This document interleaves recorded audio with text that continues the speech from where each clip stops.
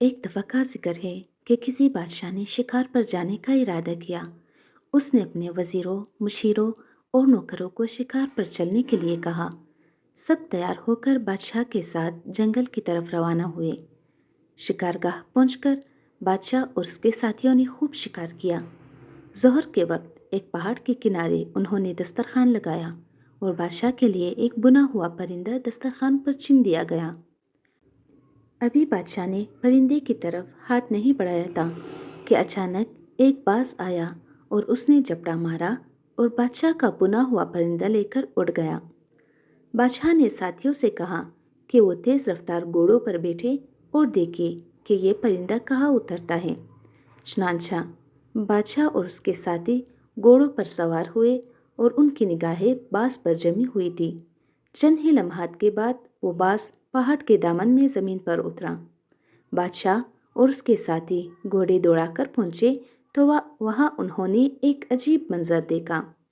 اس جگہ ایک شخص پڑا ہوا تھا جس کے ہاتھ پاؤں بندھے ہوئے تھے اور باز اس پرندے کا گوشت اپنی چونچ سے نوچ کر اس شخص کے منہ میں دے رہا تھا۔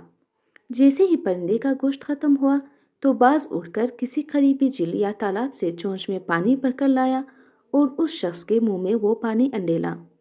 بادشاہ اور اس کے ساتھی اس شخص کے پاس گئے اور اس سے اس کا ماجرا دریافت کیا۔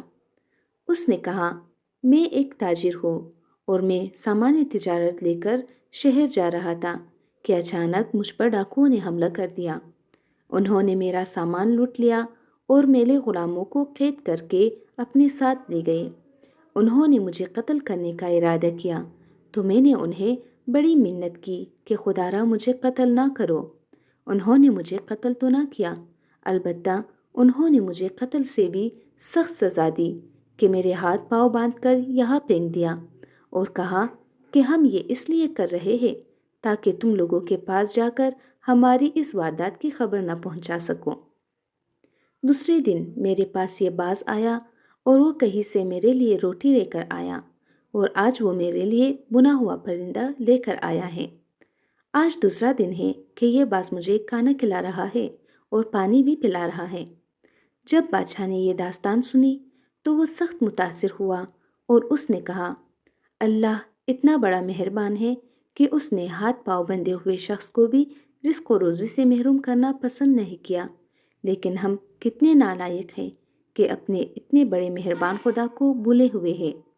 اس واقعے کے چند روز بعد بادشاہ نے تخت حکومت کو چھوڑ دیا اور زاہد افراد کے گروہ میں شامل ہو گیا۔ ناظرین محترم، اگلی ویڈیو میں آپ کے ساتھ ایک ایسے شخص کا قصہ بیان کیا جائے گا جسے اللہ تعالیٰ نے اس کے کچھ اعمال کی بنا پر جنت میں اسے حضرت داؤد علیہ السلام کا رفیق بنایا۔ ایسی مزید سچی اسلامی واقعات کے لیے میرے چینل کو سبسکرائب کریں۔ میرے چینل پہ آپ کو تفسیر قرآن کے حوالے سے بھی ویڈیوز ملے گی۔ والسلام علیکم۔